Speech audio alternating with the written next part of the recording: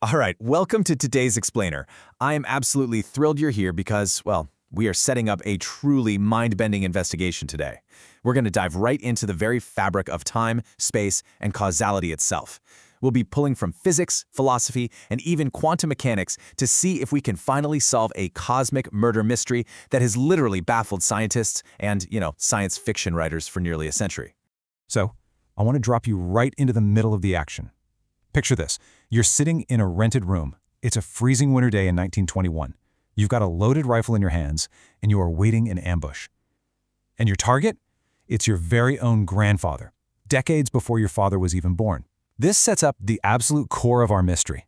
If you have the weapon, the perfect vantage point, and a working time machine that successfully got you there, who or what is actually stopping you from pulling that trigger and erasing your own past?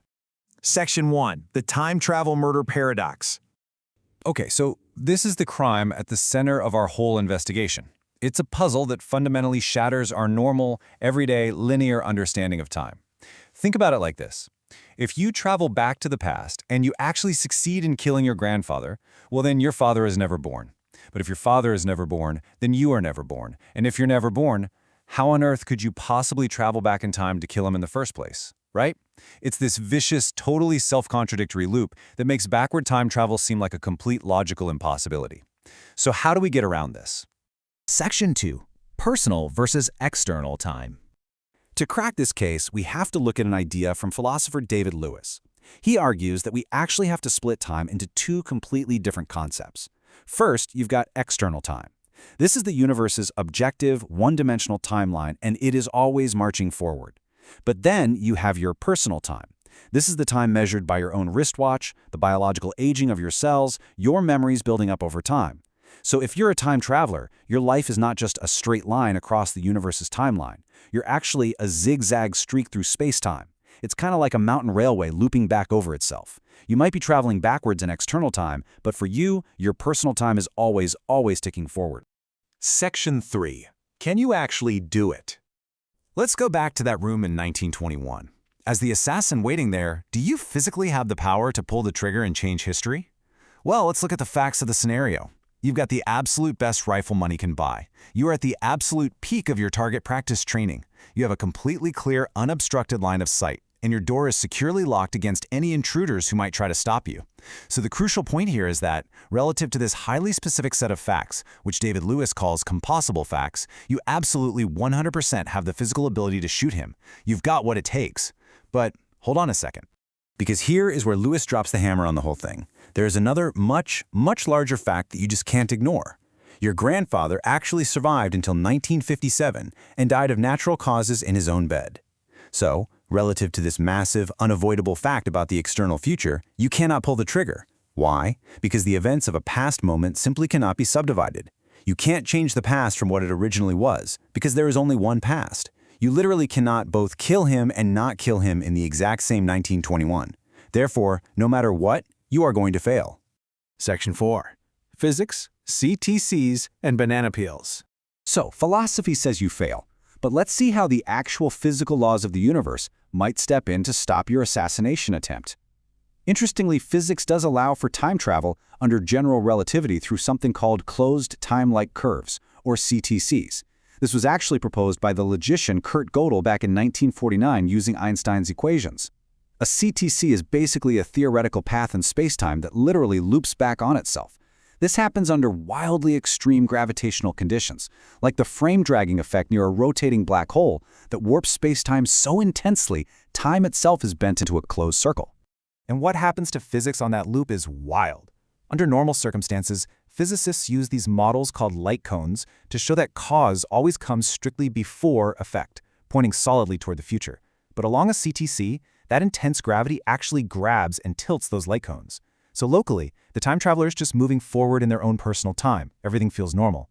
But globally, that curved path of spacetime is carrying them right back into their own past. But okay, if CTCs theoretically allow you to get there, how exactly does the universe physically stop you from shooting? Enter philosopher Paul Horwich and his brilliant banana peel theory. Horwich argues that to prevent a paradox, nature is basically just going to throw a banana peel in your way. Your perfectly maintained gun suddenly jams. A bird flies right in your line of sight. a loud noise startles you, or, you literally slip on a banana peel. Nature, it seems, will conjure up an endless stream of highly improbable coincidences for the sole purpose of protecting the timeline from being altered. Section 5. The quantum multiverse is still. Now, I don't know about you, but relying on an infinite string of convenient banana peels feels just a little bit restrictive. So let's explore a totally different escape route, this one provided by physicist Hugh Everett's many worlds interpretation. In the quantum realm, things can exist in multiple states at once. Everett proposed that all possible outcomes of a quantum event actually do occur. They just happen in separate branching universes. So in this scenario, when you pull that trigger, you don't rewrite your own history. Instead, the exact second you make a change, reality instantly splits. What you end up with is World A. That's the unaltered original timeline where your grandfather lives, you are born, and you get in a time machine. But the moment you pull the trigger, you create World B, an altered parallel universe where your grandfather dies in 1921. And this elegantly solves the entire paradox. There's no logical contradiction anymore because your original past remains completely perfectly safe. The catch, however, is that while time travel might be technically possible, successful time travelers are basically just trapped in alternate realities, completely cut off from their original home timeline forever. Section 6. Is reality self-correcting? So we've looked at philosophical compossibility, gravitational CTCs, and quantum multiverses. But can we actually test any of this in real life? Well, let's walk through this absolutely fascinating experiment from 2010 by MIT professor Seth Lloyd. His team created a quantum simulation that combined those closed time-like curves we just talked about with quantum entanglement. They effectively sent photons a few billionths of a second backward in time. And here's the crazy part. These photons were specifically programmed to act as tiny, time-traveling assassins and terminate their own earlier states. And what happened? Well, the closer a photon got to succeeding in this self-destructive task, the more frequently the experiment inexplicably failed. The system just straight up wouldn't allow it to happen. Which brings us to this incredibly profound takeaway.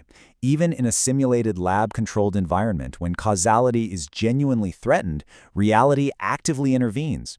Whether it's a jammed rifle in 1921 or a failing photon in an MIT lab, the universe literally has built-in safeguards against rewriting its own history. Even if you somehow had the time machine, the locked room, and the perfect aim, the fundamental laws of reality serve as a sort of cosmic chaperone, making absolutely sure the timeline remains intact.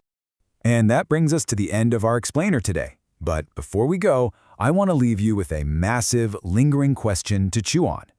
If the universe truly has this active self-correction mechanism, if reality is entirely predetermined to throw banana peels in our way just to prevent paradoxes and maintain causality, do we actually have free will?